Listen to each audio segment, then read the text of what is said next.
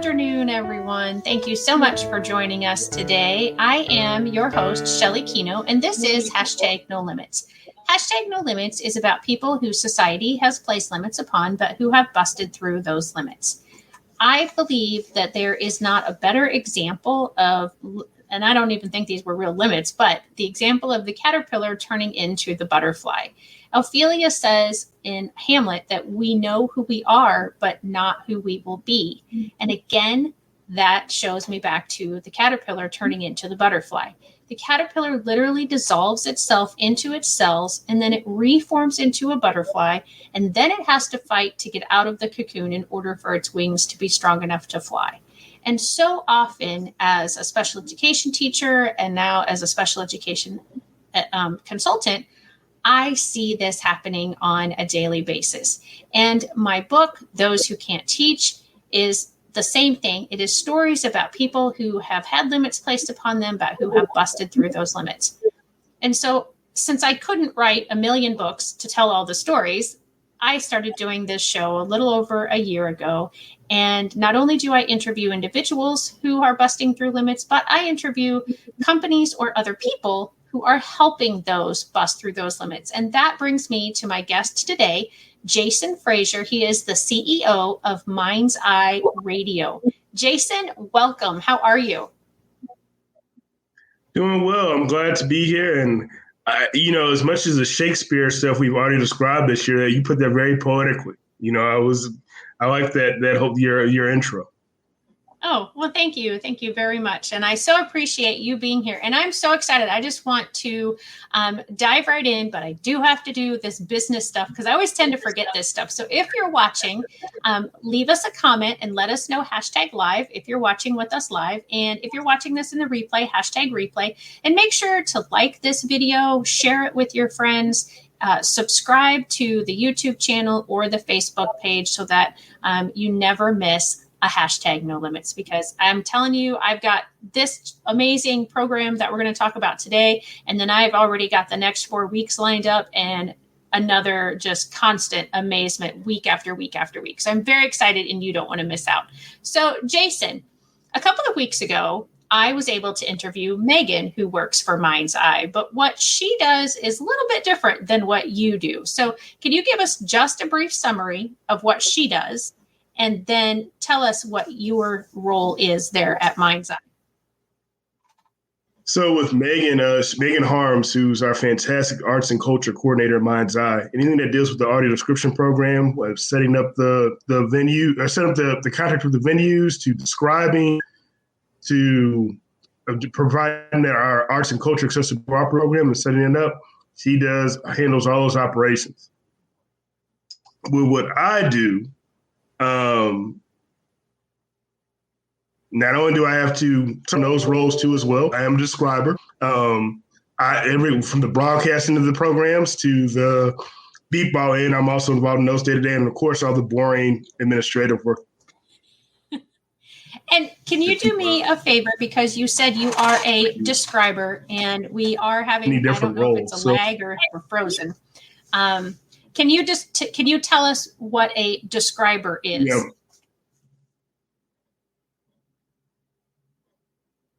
So an audio describer will go to a particular event, theater, or a music, or the sporting event. So they go to the Muni, all the sight gags, costumes, things like that. In between the dialogue they will describe. They go to a sporting event. It's almost, they're also doubling as a play-by-play person, but also they're describing what's going on the Jumbotron, or the mascot is doing something in the crowd that someone want to know about. They're describing those things as well. Awesome. And so just to be clear, a describer is different from a transcriber, because a describer is literally describing the events, where a transcriber would write down whatever was happening. Is that correct? Yes. So like with our describers, they'll go to, like if it's a show at the Muni, they're one of our, bigger partners, our long-term partners. They'll go to one of the shows beforehand. They'll get a copy of the script, and they'll don't stumble over the dials, elements, and time it out well. So they get a little bit of pre-screening time before they can actually do it live. Right. That's awesome. So tell us then, tell us what MindsEye Radio does. So that was a little bit about what Megan does and a little bit about what a describer does, but tell us about MindsEye Radio in general.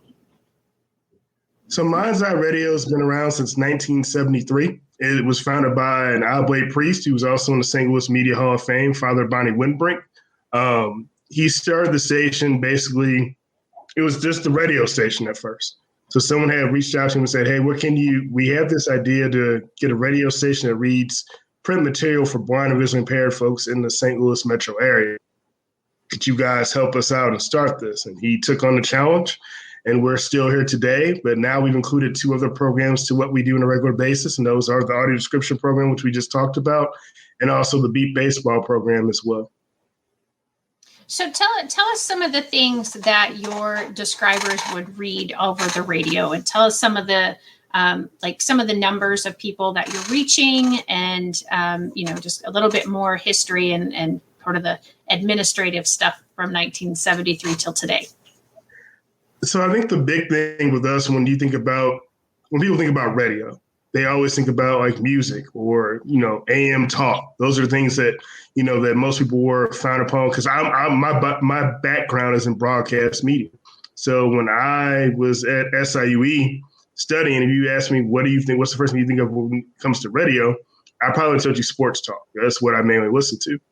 So when I came to the doors of Mindseye, and someone described what MindsEye did, and there was an opening there. So we read. So, for example, I'll give you one of the programs that I think is hugely important that most people take for granted. So, when you go to the grocery store, you or I were both sighted. I'm not a smart shopper. I don't use coupons. That's why I don't go to the store that often. I'm not sent to those tabs. but when I go, I can usually see the signs that say like 2 for $5 or, ground beef is $1.99 a pound or whatever. And I can make those decisions right on the spot as a shopper to pick those items. But what about someone who's visually impaired when they go to the store? So we read the grocery store ads. We read Black Friday ads when it's that time of the year. So that way they are still getting that information so they can make those smart decisions as a shopper. But we also read everything across the gamut from the St. Louis Post-Dispatch here locally in the area to your national programs such as USA Today, from your hardcore, kind of numbers and financial stuff is like the Wall Street Journal or Consumer News, all the way to Rolling Stone magazine for more entertainment base. So we kind of cover a wide range. Anything you can think of that's print material, we read. Even things that people don't think about. I always like to point to The Outdoorsman as another show. And we read a show that talks about hunting, fishing, things of that nature. And I've had this question before, so that's why I always like to use this as an example. And someone will say, well, if someone is visually impaired, why would they want to hear about the outdoors show or the outdoorsman or hunting or fishing? Mm-hmm. And I explained to them this, and there's ways to still do those hobbies accessibly. But if not, that person probably spent most of their life before they lost their vision doing those activities, and they still want to hear about it. They still want to be immersed in that world. So we want to make sure they can still do that by reading those publications. So it's just one of those things of making sure we cover the full gamut of activities. And even now we have some podcasts that are done by visually impaired producers. So now we've added that to kind of the foray of our Talk Description to Me podcast, our Blind City podcast. We've added some of those shows that are actually produced by blind or visually impaired individuals. That's awesome. So something that you mentioned, and I want to hone in a little bit on, is that the person who has become visually impaired may have done those activities before they became visually impaired. And I believe Megan said this, so if I get this wrong, it's not her fault. It's mine because I'm not remembering correctly.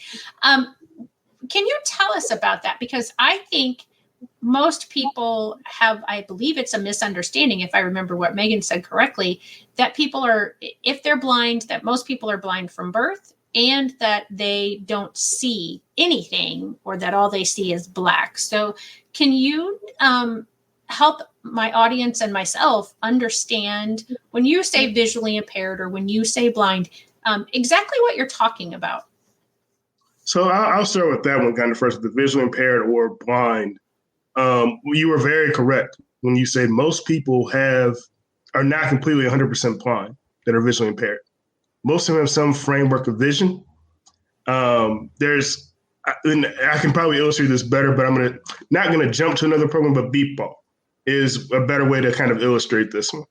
So for the beep ball team that we have, there are categories defined for each player. So for someone who is total dark, or they call it total, they don't have as many restrictions with their blindfold as someone who has maybe retinitis pigmentosa, can see through like a straw hole, which means they still have some type of vision, or they may not have any peripheral vision. So their vision level is graded differently. And I found that out kind of, and it's weird because my journey with visual impairment and people who are visually impaired or blind didn't start at MindsEye. My grandmother, who lived with me and, till our family until she passed away, was visually impaired. I always joked that I was already describing the prices right at an early age. That's how I started off, and didn't know that I would use this skill later on in life. But she had diabetic retinopathy. That's how she lost her vision. And she wasn't completely blind, but her vision was enough where she could get around the house, but objects had to be like this. And there's a lot of people you'll see that when you're looking at somebody using a smartphone, and some will have voiceover, but some of them may put their phone like this. I went to an event recently where somebody used their, it was one of our beep ball players. It was a wrestling event, pro wrestling event. And they used their camera phone and they magnified the ring. They, magnified to its full extent. That's how they were like kind of taking in the event. Because we weren't doing audio description for that particular event. They just went, and that's what they were using to kind of sense and see. So people have different vision levels. And there's very rare how many people were totally have total darkness. So it makes things very interesting when you're kind of having those conversations, even when you're thinking of small things as like your phone, your dark mode, going to a restaurant, little things you don't think about. I was in Kansas and we went to a restaurant and the floor had those checkered board squares where they were like, it's a weird contrast. Uh-huh. The light from those floors, the person I was with who had some visual impairment was like, I can't do anything with this. Like, I have to grab onto your shoulder because usually I can walk without you. But the floor was messing up their vision because of just how the glare from the contrast was, what was going on there. So you learn a lot of things in this field. Yeah. Can you tell us more of those types of examples? Because I think the more over sorry. time that I've learned in the past 10 years of different levels, different things difficult for someone that doesn't really impact another person. Right. And that's what I try to do with this show, is to give those different perspectives and to give those different experiences as to, what someone else goes through so that we can be more understanding. And I think sometimes people have very good intentions and they want to be helpful, but sometimes it's not helpful, the things that they're trying to do. And then you have the other extreme where people are, I don't know if it's a fear or exactly what it is that prevents them from even trying. And so I'm trying to bring all of that, kind of into the middle and let everybody have just like I said, a better understanding of what might be appropriate or, why it would be appropriate to jump in and help someone. And it's kind of on the person. Like, you got to kind of, it's a weird balance for me. Even like I said, the beep ball team is where audio description events is where I see the most people interactive, where I'm helping someone maybe to the bathroom or I'm doing something else to get them to the field or something of that nature. And then some people will, instantly say, like, I need help. But some people, you have to kind of let them find their levels, and they will be honest with you and telling you, like, hey, I'm not comfortable walking through the stadium. Can I grab your shoulder now? You kind of get that aspect of like just knowing the person, because some people are extremely independent and you don't want to overhelp. You don't want to sit there and say, hey, let me help you do this, because they feel kind of like you're, for lack of a better term, like you're almost babying them, and they don't want that kind of treatment. Right. But when people need help, they'll be very upfront and say, hey, I can't make out that I need help getting through this thing. I have my guide dog. Can you help me? I know the guide dog can help me, but some people don't know how to act around guide dogs. People start petting the guide dog when that guide dog is actually trying to work and navigate the crowd. So you become a buffer you become the bodyguard for the guide dog. It's kind of what I call it.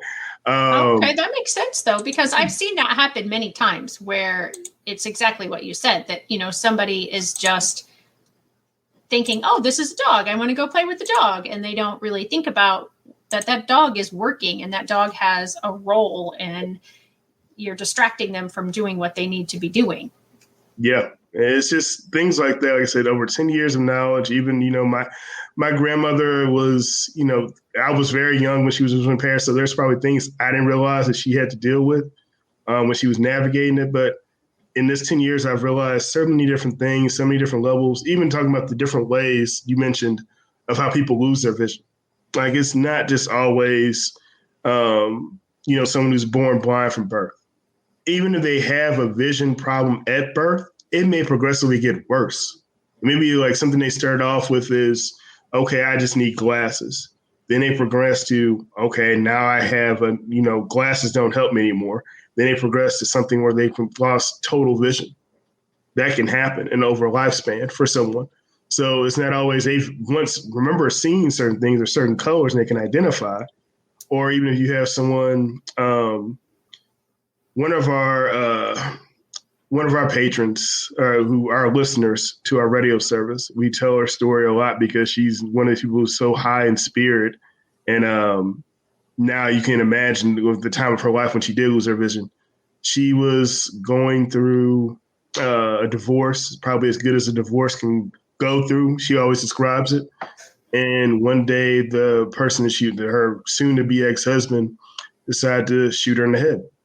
She was a teacher. Had all these things in life that was, she had a sight her whole life. And next minute it was gone. She, besides clinging for her life and luckily helped by a Good Samaritan, that was it. That was the last thing she saw was a bullet going to, a gun pointed at her. So imagine, your life changes in that instant. There's other accidents I can point to too from some of our listeners that say, I had a mechanical accident.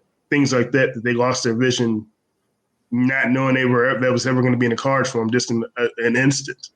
So then getting into the whole area of I've lost something, and how do I live my life now without having it? And she talks about, in her story, she's a confessed shopaholic. She said one of the things when they gave her all her things that she can, help her out with life now being visually impaired, someone directed her to MindsEye. She said she was resistant to all these things because it's still like, I want my vision back. I don't want to live my life in this way. And she said she just turned on the radio and they were reading the ads, the Black Friday ads. And she heard something she wanted, and that's what got her getting out of the house. Because she didn't want to leave the house. She became reclusive. Right. And like I said, now she's one of the leaders in the community, and she does a lot of things in the St. Louis community for blind and visually impaired people. But her story, she said, MindsEye, and then she listened to the eating shows about restaurants. And that wanted her to go, she got the urge to go to some restaurants.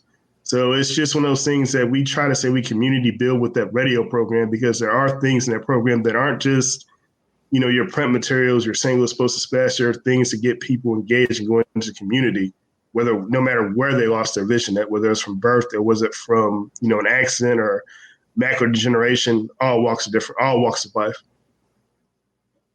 And that's such a good point. And when I talk about my hashtag No Limits and trying to have people's perspectives changed, I often am thinking about a child and then how, we can't determine what their life will be like when they're an adult. And so to set academic limits or to set medical limits on them, that's always kind of been my focus, is going from, knowing what you have and blossoming into even something greater. But it works in reverse. None of us know what tomorrow holds. And we're all, one accident away from being someone who is now disabled in some way. And so, trying to have people have that compassion, because it's just by the grace of God that's not you in that situation at this moment. And that's the thing that you said a good point, and I can't remember who. So I'm going to attribute this quote to. I want to attribute the quote to somebody, but someone made this really good point one time I was talking, and they were talking about that. Out of all the groups we talk about for diversity, we talk about race, we talk about all these other things. Disability is the one group you can be at 12 p.m. today. You may not qualify to be in. But by 2 p.m., something can happen where you actually wind up being in that group. And I was like, that's something I never really thought about from that perspective of like you said, you're an accident away, or something from that nature of possibly being someone who has a disability. Right. So always those issues and, making sure you're fighting for them and listening to people who talk about accessibility is important, not just for your own self-benefit, just because it's the right thing to do, but also like you never know when you could become in one of those groups. Right, exactly. Such a true statement. What are the numbers? Like I know worldwide, the population that is labeled or categorized as disabled, I think is 15% of the world's population. Do you know within that number how many, and maybe even if you just know in the St. Louis region, or if you know nationwide, what the number of blind and visually impaired is compared to the rest of the population? I know based on the last census results, we got, and it's not the most recent one, not from last year, but probably 2010. Okay. There were 62,000 some odd people, can't remember the number in there, that could actually qualify for our service in the 16 listing areas that we have. Wow. So and that can go like, for example, I wear glasses typically. Mm-hmm. I would count in that, but like there's still a great number of people who could fall into that region. Like even with our service, so we send out radio boxes that have the SCA feed of our radio. I'll kind of explain this on our radio side. Our radio broadcast comes from the SCA side of 101 ESPN. So you can only hear us on the particular radio box from the radio standpoint. But there are 23 other ways to listen to us through like the Amazon skill or the Amazon Dot or Echo through the Alexa skill. We're on the TuneIn app. We're also developing our own app, which we hope to release next month. But with those boxes and now we send out Amazon Dots too, we know we have like 1,400 boxes out in the St. Louis community.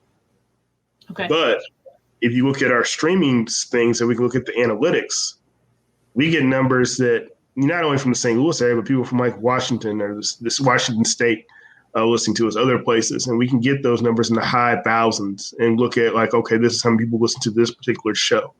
That's kind of how we make our idea of like what shows we want to, what are we offering? And we also survey our listeners who are in that data count of boxes that we've sent out.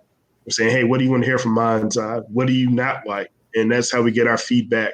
That's how we get our ratings, technically. Right. But there are a number of people who listen to our service that I will go out in the community. Like a couple weeks ago, we were doing audio description.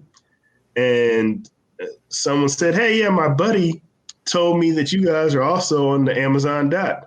So I just said, Alexa, play MindsEye, but he's not in our database. I never knew the man until that day. So he's a MindsEye listener. So we try to make our listening stream accessible for anybody. That's why the need for the app is one of those things too, because everybody always has their smartphone in their hand. So why not have that person have MindsEye in their hand as well? Yeah, that's amazing. So the radios that you talked about, how far away, if someone has those, can they be from where the frequency is started? Did that make sense? Yes. Radio. No. So basically it covers like wherever 101 ESPN goes, we pretty much go in a way. Okay. So, well, ironically, if you go to our building, we're located in the grounds of Our Lady of the Snows, the shrine in Belleville. A lot of people know it for the Way of Lights displays. That's how most people know it. I call it rush hour traffic now because it's literally, we're the first point of the tour. So if we're stuck there 7 o'clock on the Thursday night, it's going to be a hard time getting out the parking lot. But there's a tower that sits next to our building. We don't use it. So our tower, ironically, is in South County, the one that we use. So we're about 70 miles from the tower location, each in either direction, north, south, east, west.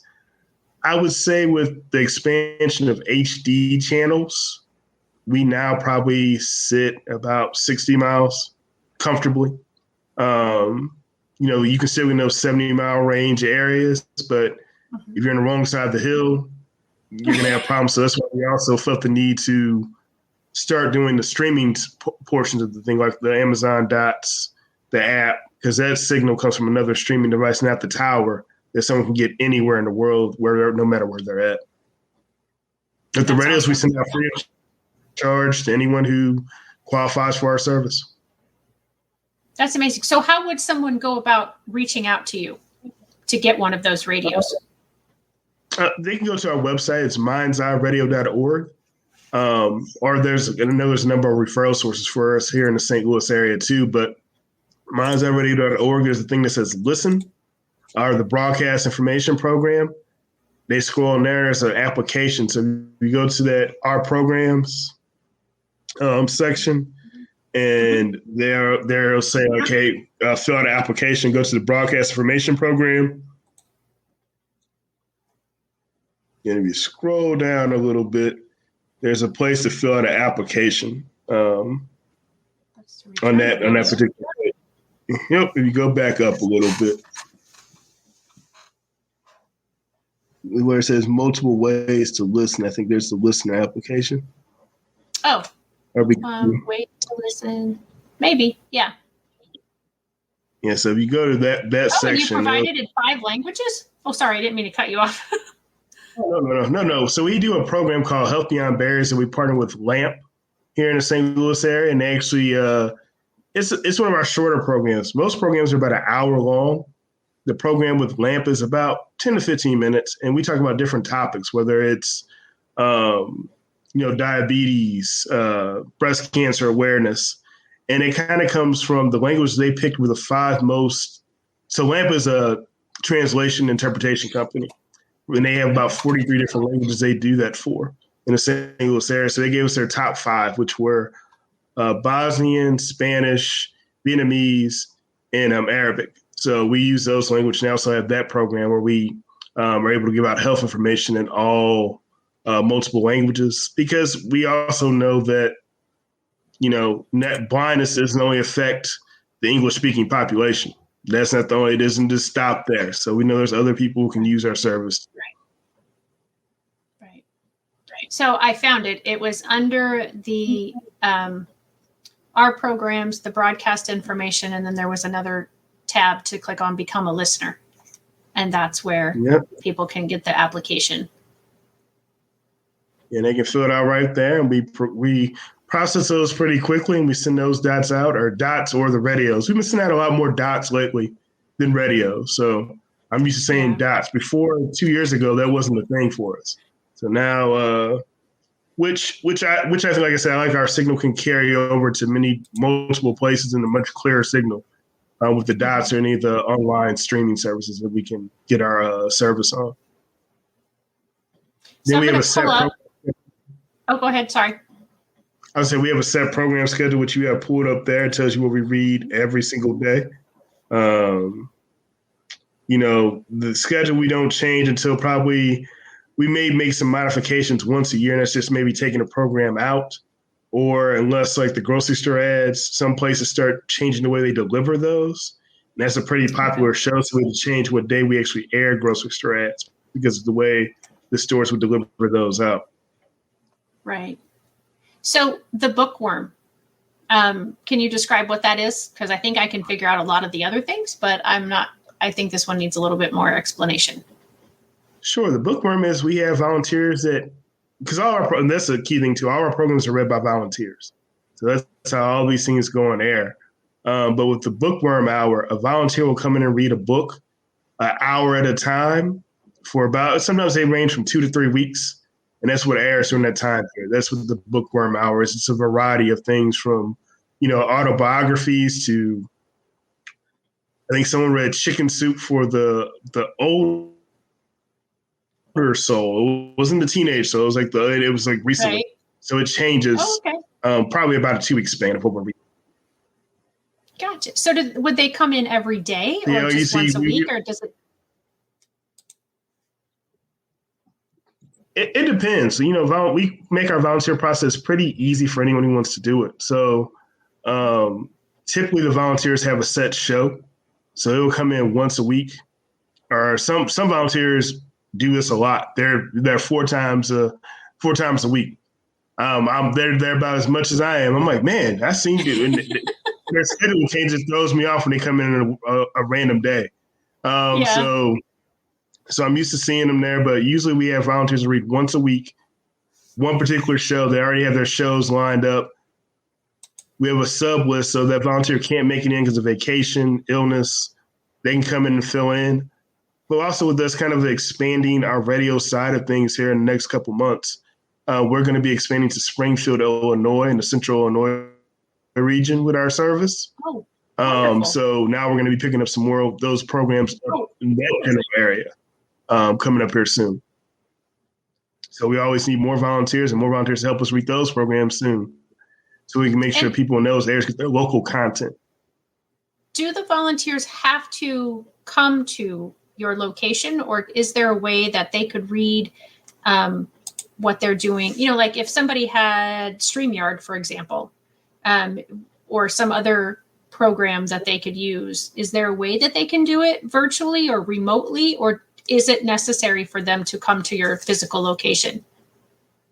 No, that's what saved us during the pandemic, because as you can imagine, in March of 2020, knowing, people our booths are very close, tight quarters, knowing we couldn't run our service that way anymore. When we shut down the service, we shut down actually earlier than I think the state of Illinois.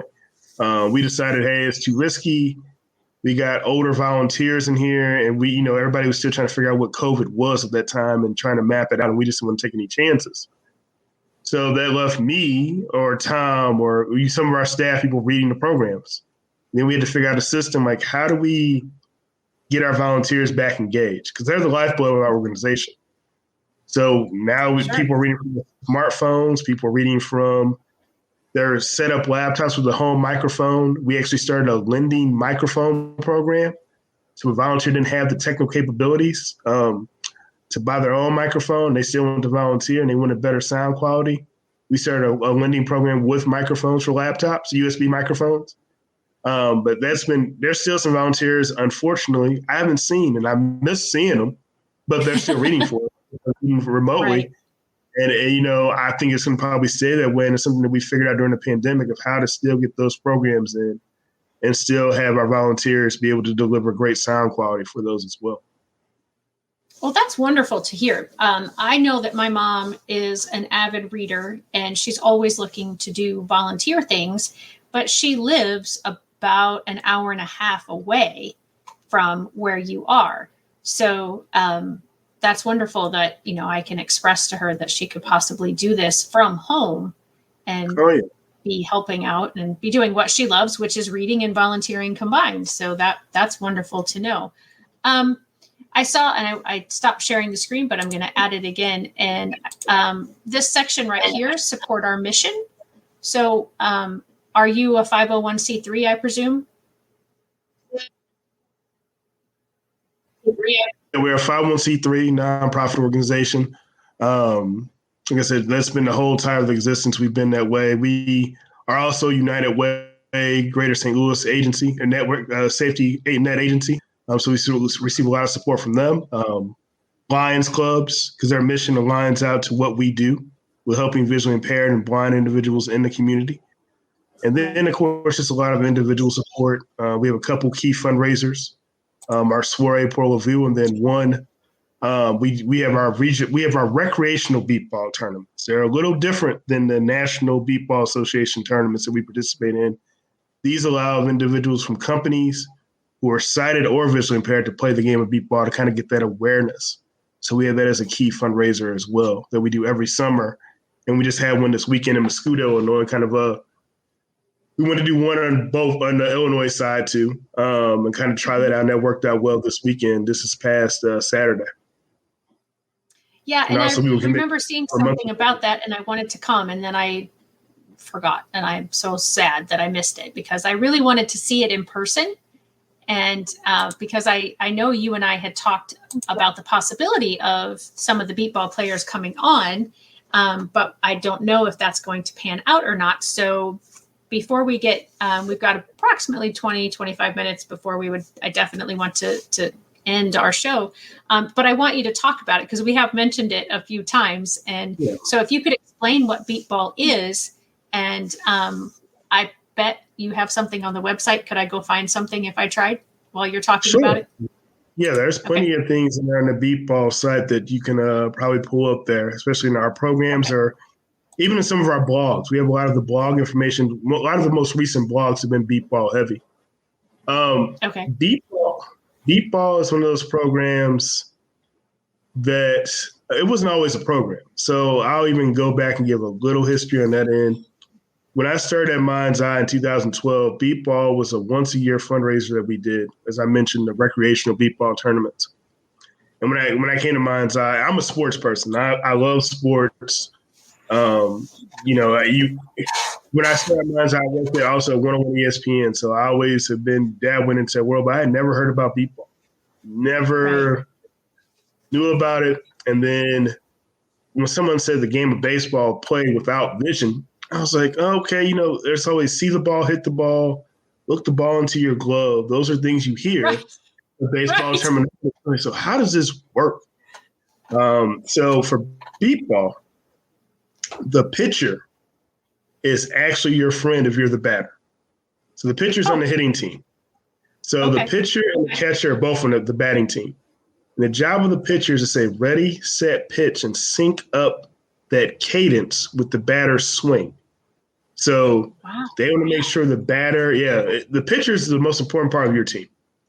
You can have the most world-class batters out there. You can have an MLB team out there playing beatball. If their pitcher is going to be bad, that's going to be a bad day for them too as well. If I'm pitching, you're not going to do anything of production. I'm not good. So that they put the ball into play. If they're able to make contact on 4 strikes, then their job is to run to, there's a base on first base side and third base side. It's a tall foam tackling dummy. It has a buzzing mechanism inside, and there's an operator who operates. They just flip the switch to either first or third. They do that at random. You have to run to one of those bases before your blindfolded fielders retrieve the beeping ball, is why it's called beeping. The beep is more for the defense, the beep inside the ball. So they just have to hold up the ball like this before you get to that base. It's an out. If you make it to the base before then, it's a run scored. So, and also the blindfold or the fielders have what they call spotters. So there's one on the right side, one on the left side. All they can say in our recreational tournaments, there's a huge difference. I can say your name, that you're the closest one to the ball. I can't tell you left, right, hot, cold. I can say Shelly. Oh, okay. That means you're our only hope. Now in the NBBA, the National Beatball Association, the World Series, those type of tournaments, they're done by number zones.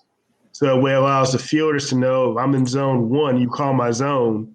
There's also other fielders can go over to those zones to help out. So it makes it more strategic. But yeah, we did that for about, this was our 18th year, I think, doing the beatball tournament. And then before then, probably about 2014, we got called by the special school district in St. Louis, asked, hey, we have a young gentleman who's the only visually impaired kid in the school and usually never participate in field day activities like baseball or softball or kickball. It'd be kind of cool you guys came out and did that beatball thing here as a demo.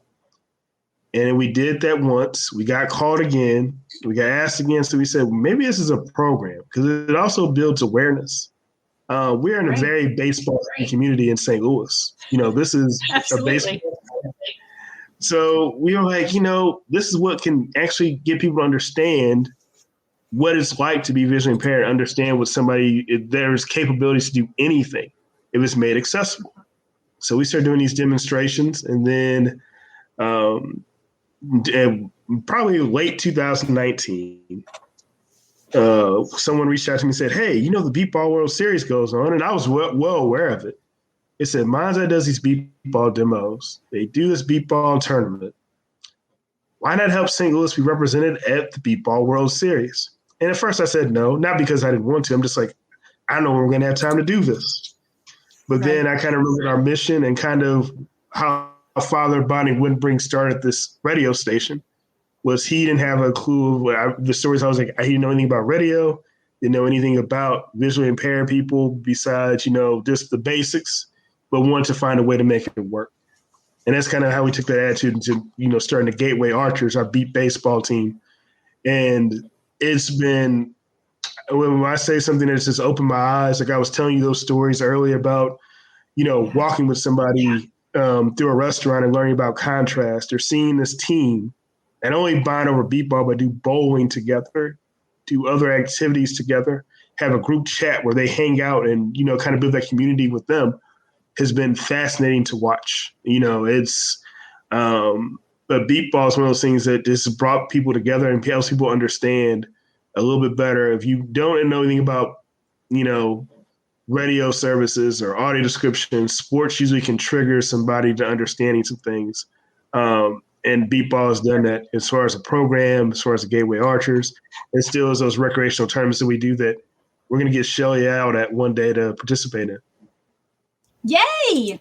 I was not a great baseball player or softball player in my younger days, so I can only imagine how not good I am today. But I will absolutely love to come out and do that. So do you happen to know how long this video is and kind of what it talks about? Because I think I can play it and I think everybody would be able to hear it. It's about 4 minutes, I think, if I'm correct. And it gets some pretty good illustration of the beat ball program. All right, I'm going to try, and hopefully this will work. If not, you all can go to mindseyeradio.org and find this yourself. But let's see what we get. MindsEye presents 3 blindfolded batters swing through pitches. On the MindsEye logo, a swinging batter stands atop the M. Can you hear it? The ball takes the place of the first braille dot, beep ball. Going into its 14th year, Beep Ball has been one of MindsEye's core fundraisers and programs. Beep Ball adds a spin on baseball that allows those who are visually impaired or blind to compete. Beep ball is so important for me because I was an athlete as I was growing up and playing baseball. And when I lost my sight at the age of 20, I thought that playing sports like that would be over for me. And when I got introduced to beep ball, it was like a dream come true again. It was all exciting for me. Players are guided by sound, not sight. The sound of the beeping ball, buzzing bases, and cues from the pitcher. While the game provides unique opportunities for blind athletes, it also brings the blind community a step closer to ever sought-after acceptance and equality. The feeling that they belong in the community, there's maybe not much of a difference between their disability. And for the sighted people, I think it's a great opportunity to experience what it's like to be visually impaired and to feel what they go through on a day-to-day basis. It's difficult. Forget the swings. Just sitting out there in the outfield, you're just waiting. But you have to really rely on all your other senses. You really have to rely on your hearing. Every July, usually on the hottest day of the year, MindsEye holds the Ultimate Beep Ball Tournament.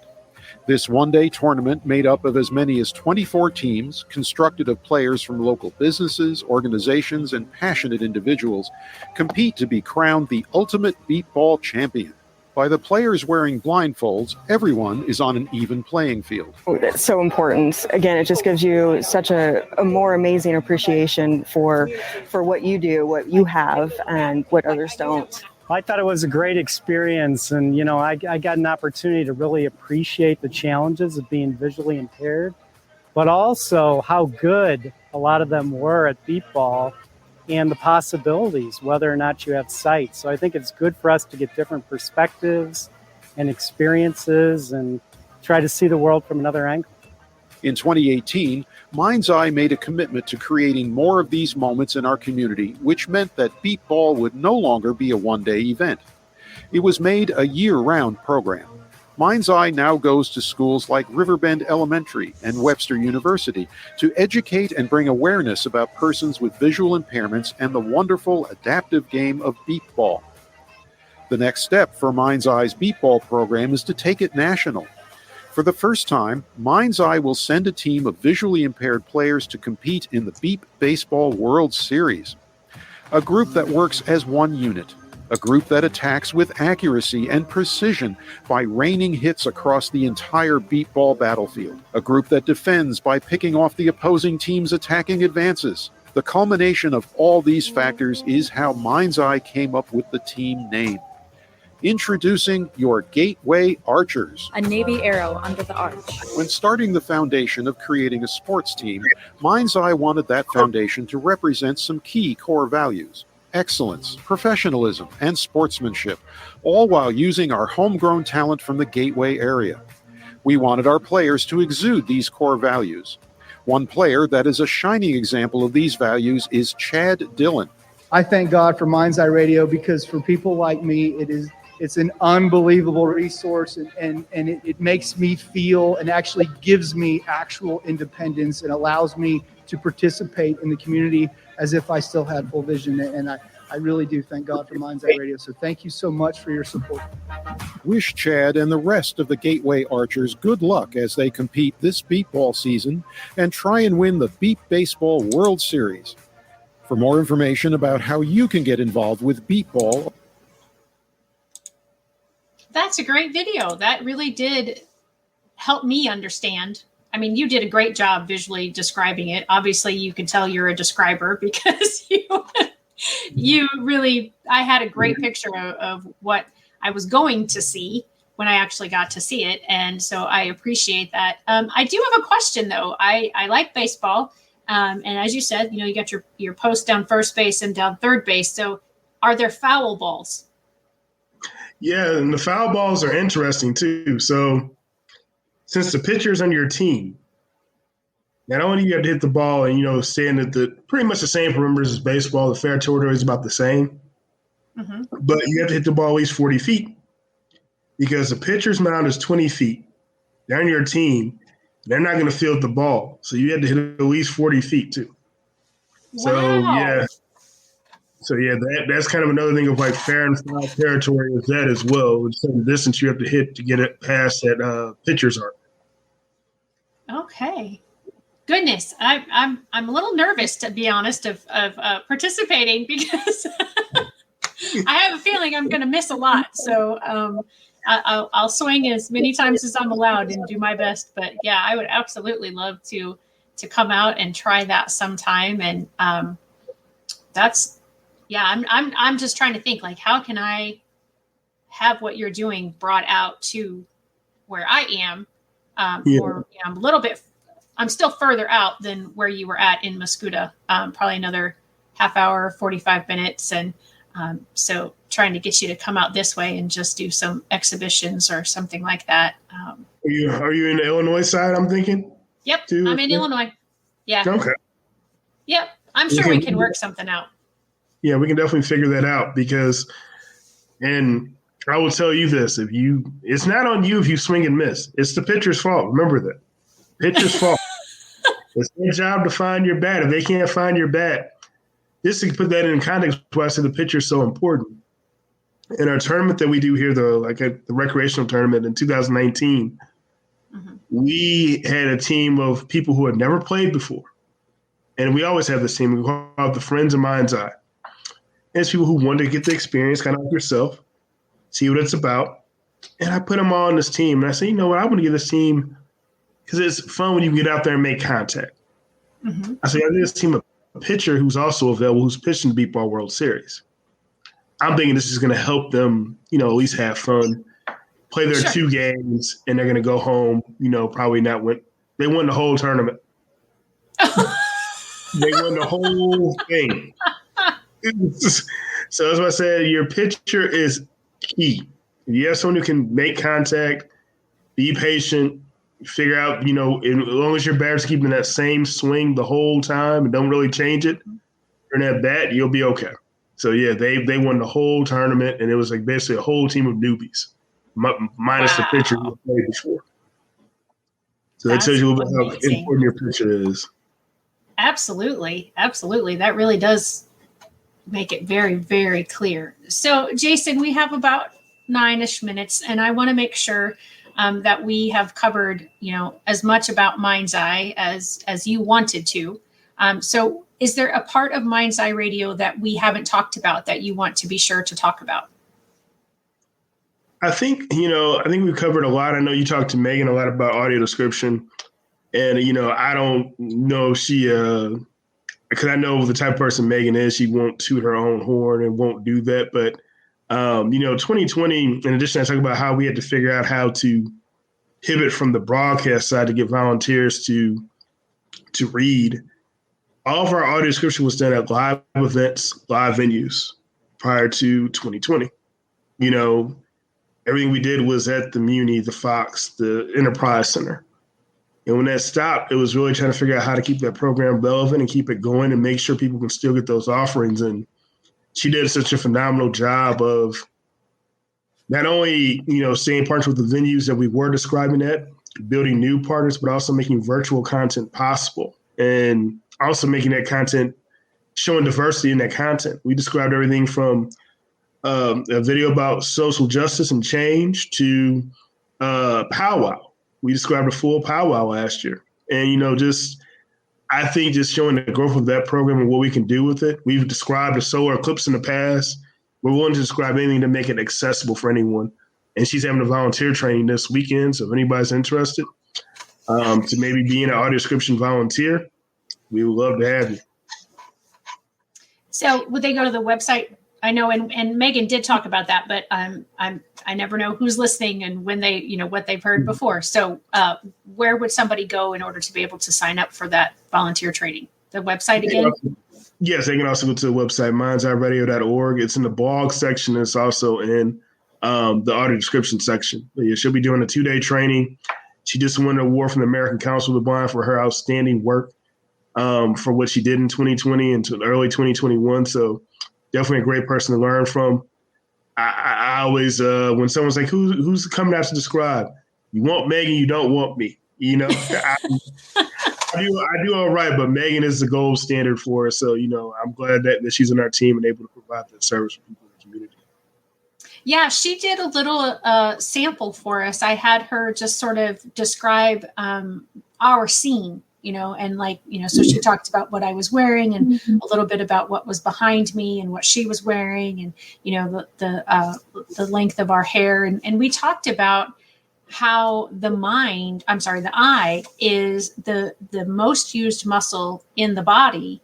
And she didn't know this off the top of her head. So I'm going to throw this at you and see if you know this off the top of your head.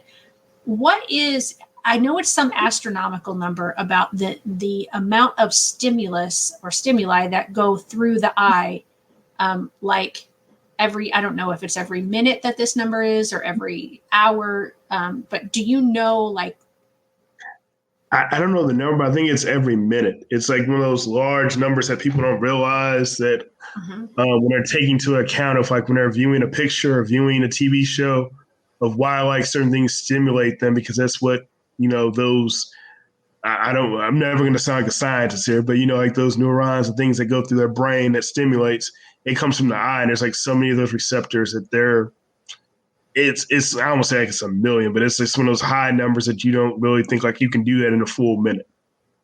Right. Yeah. And that's kind of where I think it is too, is somewhere around the million mark. And when she talked to us, she talked about how you have to figure out how to say the most with the least number of words.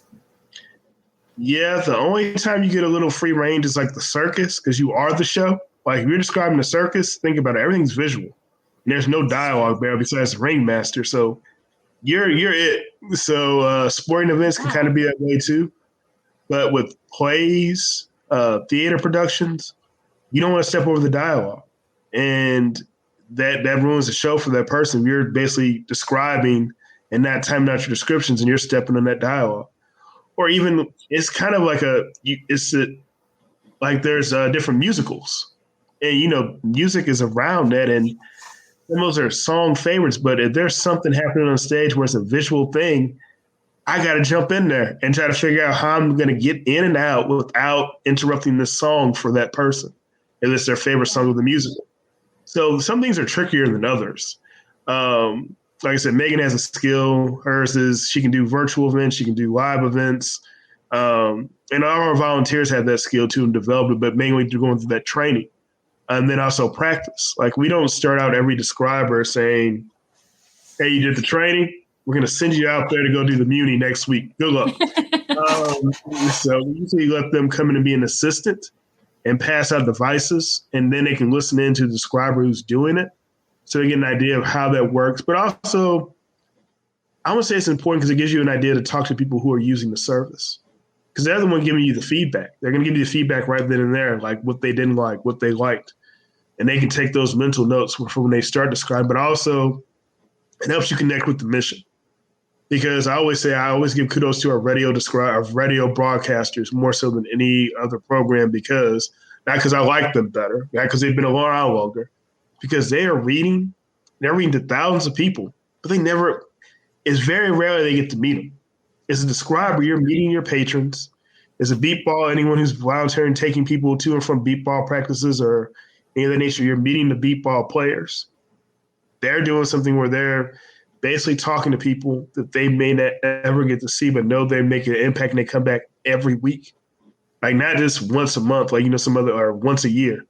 Every week, most of them are there. And if they get sick, they're taking time to tell you in advance, or they're going on vacation saying like, hey, I'll be gone for 3 months to Florida. They let you know because they care about that program and care about the people they're reading to. So I just think, like audio description is one of those programs you also get that immediate connection with your patrons, like right then and there. You can talk to them, build a rapport with them. There's patrons that come, they have a favorite describer they like to hear. They know they obviously get disappointed when I was at the circus one year and I showed up and someone's like, I was hoping Elaine would be here today. Like, no, you got me today. But they were very complimentary of the job. But it's also like there's people they build a rapport with. That becomes their person. They like to hear described. So it's kind of cool when you get to be involved in that program too. And you get a lot of shows you get to see, for free. So that also doesn't hurt. Well, that is so wonderful. I'm so thankful for your time today and for all that you are doing at MindsEye Radio with all of the programs. And I just wanted to give you one last opportunity to give one last plug, one last shout out, one last bit of advice, whatever you want to say, and then we'll wrap it up and tell everyone goodbye. I think my one last thought I will give is just looking at when we talk about diversity, and I feel like at this current time we talk about it a lot, and a lot of times it'll be pointing at race, gender, sexual orientation. And this coming from someone who's in one of those groups that we always talk about, like we need to diversify more. Make sure when you're talking about those groups, you don't forget about people with disabilities, because they often are the group that's forgotten about. We talk about diversity. It's usually one of those things that escapes the mind. Someone's like, I know there's another group I'm forgetting here. It's usually the people with disabilities. So make sure they're included in the conversation. We're talking about theater, anything else in the community that's going on, theater, sports, just general, keeping them involved in the community, because that's very important for us to do. That is perfect. Perfect way to end for today. Again, this was #NoLimits. I'm Shelly Kino. This was Jason Frazier of MindsEye. We so appreciate you all being here. Again, make sure that you're liking it, you're subscribing to the YouTube channel, you're leaving a comment. If you watch this, I didn't see anybody join in the comments, but I know that we did have viewers today, so y'all are just being quiet and shy today. But make sure if you're watching it in the replay that you let us know. And again, thank you so much, everyone, and have a great day. Hey, parents and teachers, are you tired of IEP meetings that feel like a battle? Let's put an end to the tension and create a collaborative, calm, and respectful environment together. Shelley Kino, your go-to IEP consultant, can transform your meetings into positive and productive experiences. With Shelley Kino, your child is her top priority, your voice is heard, and you become confident. Shelley Kino is making the world better for all, one IEP at a time. Visit www.shelleykino.com for more information and set up your free 20-minute consultation today. That's shelleykino.com, SHELLEYKENOW.